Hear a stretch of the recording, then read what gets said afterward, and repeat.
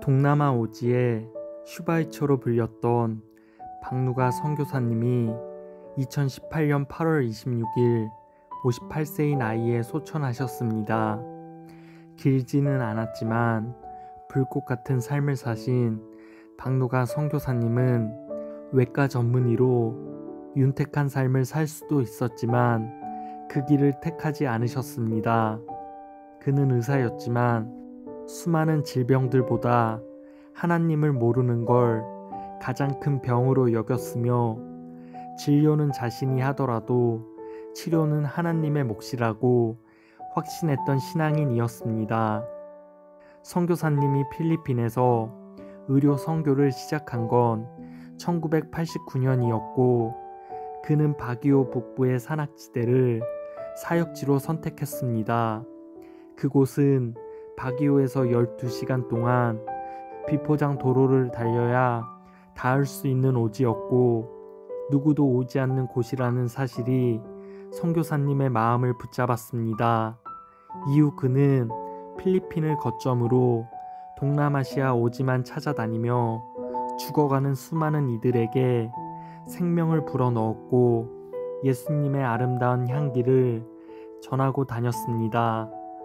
필리핀에는 가난으로 인해 간단한 질병에도 생명을 잃는 사람들이 넘쳐났고 박누가 선교사님은 그 누구보다 이런 상황을 안타까워하며 마음 아파하셨습니다.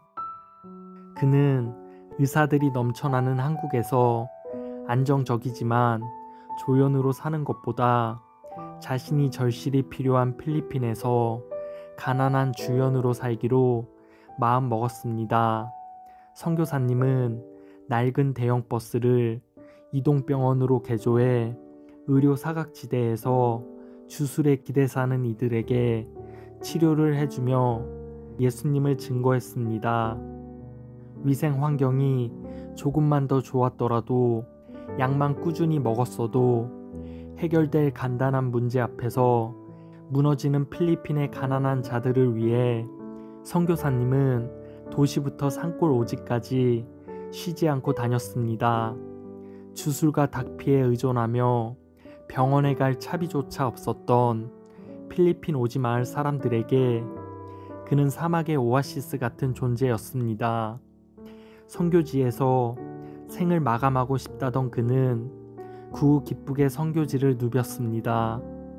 의사로서 누릴 수 있는 부와 명예를 포기한 채 산속의 험한 길을 걸어야 닿을 수 있는 마을도 아슬아슬 구름다리를 건너야 하는 동네도 그에겐 그저 꼭 가야만 하는 곳이었습니다.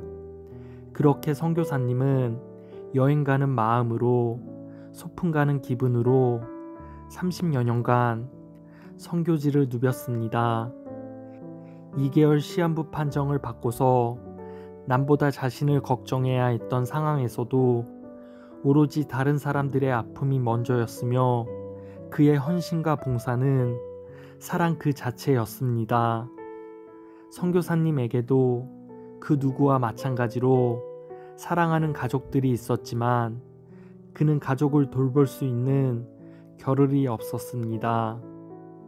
가족과 자신은 온전히 하나님께 맡긴 채 필리핀의 불쌍한 영혼들에게 자신의 모든 것을 쏟아 부었습니다. 그의 주머니에는 물질이 쌓일 날이 한순간도 없었습니다. 적은 돈이 생기면 얼른 빵을 사서 빈민들에게 나눠주었고 약품을 살 만큼 좀 넉넉하게 물질이 생기면 어느 틈엔가 진료버스를 몰고 사역지로 향했습니다. 병원을 찾는 필리핀 현지인들은 무료로 치료해 주었고 외국인들에게는 치료비와 청구서 대신 헌금통을 올려놓았습니다. 그렇게 하루하루 살게 해주시는 주님께 항상 감사하며 모든 영광을 하나님께 돌리는 삶을 살았습니다. 선교사님은 분명 의사였지만 병을 달고 살았습니다. 오지 생활을 하시면서 일종 전염병은 전부 걸려보셨다고 합니다. 장티푸스, 콜레라, 이질, 댕기열, 췌장염, 담석증, 당뇨 등등 그걸 다 걸리셨습니다. 선교사님은 하나님에게 모든 걸 바치며 살았는데 왜 자꾸 이런 병들을 주시냐고 투정을 부리며 기도를 한 적이 있다고 합니다. 그럼에도 불구하고 하나님은 멈추지 않으시고 1종 전염병, 2종 전염병, 3종 전염병 등 모든 병들을 다 주시는 것이었습니다. 하나님은 모든 것을 계획하시고 아주 사소한 것들까지도 주관하시는 분이시지만 한동안 하늘의 뜻과 계획을 찾지 못할 때도 있었습니다. 더 좋은 건강을 주고 더 강건하게 하여 복음을 전할 수 있도록 해주셔야 하는데 자신에게 계속 병을 주는 것을 의아하게 여겼던 것입니다. 그래서 선교사님은 왜 이렇게 질병을 주시는 거냐며 새벽 기도 때마다 계속 물어보았다고 합니다. 그랬더니 하나님은 선교사님에게 이런 음성을 들려주었습니다. 너는 왜 나의 뜻을 깨닫지 못하니? 너의 의사로서의 실력이 전지전능한 것도 아니고 너의 옆에 의사 동료가 있는 것도 아니고 너가 오지를 다니며 의료 장비를 가지고 다닐 수 있는 것도 아니지 않니? 청진기 하나 가지고 다니면서 어떻게 그들의 병을 알고 진료를 할 수 있겠니?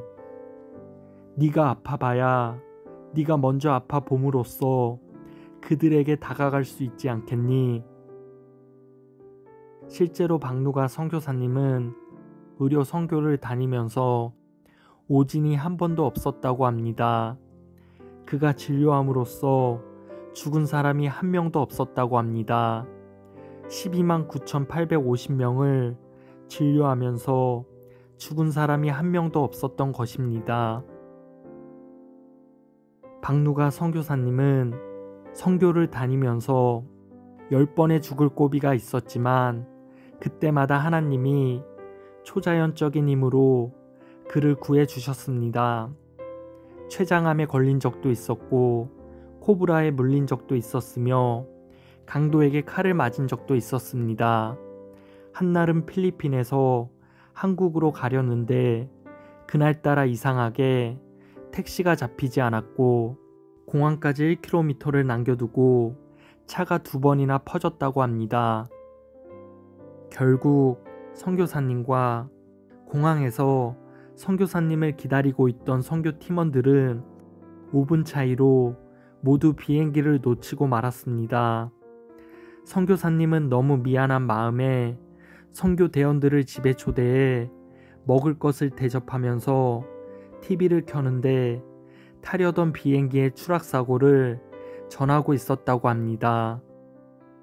그렇게 온갖 질병을 경험하게 하고 9번의 죽을 고비에서도 구해 주셨는데 마지막 10번째 이번엔 그에게 위암 말기가 찾아왔습니다.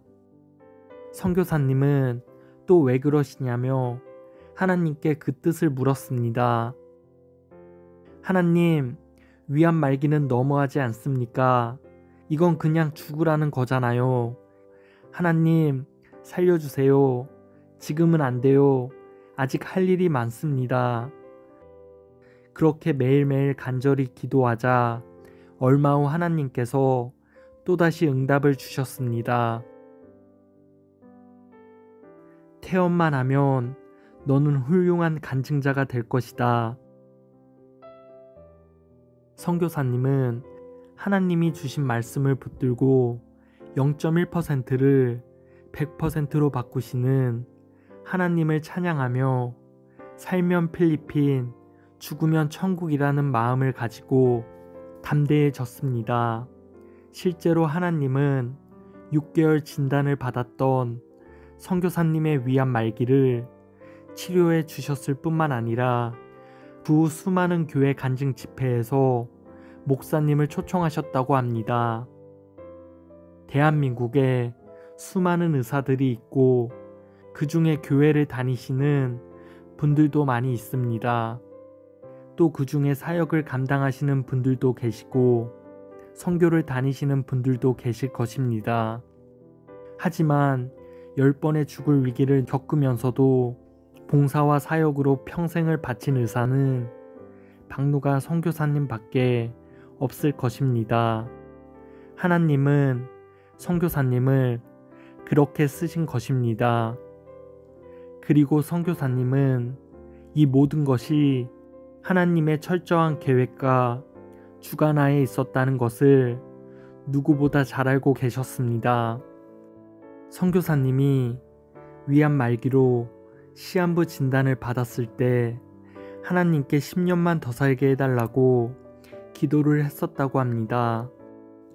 결국 선교사님은 그 이후로 14년을 더 사셨고 그 시간을 헛되이 보내지 않으셨으며 2018년 8월 26일 하나님의 부르심을 받았습니다.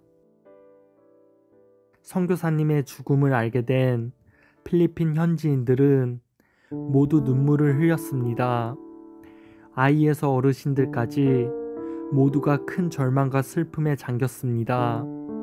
평소 감정 표현이 전혀 없었던 이들도 선교사님이 어떤 분이셨는지 묻는 질문에 그들은 울음부터 터뜨렸습니다.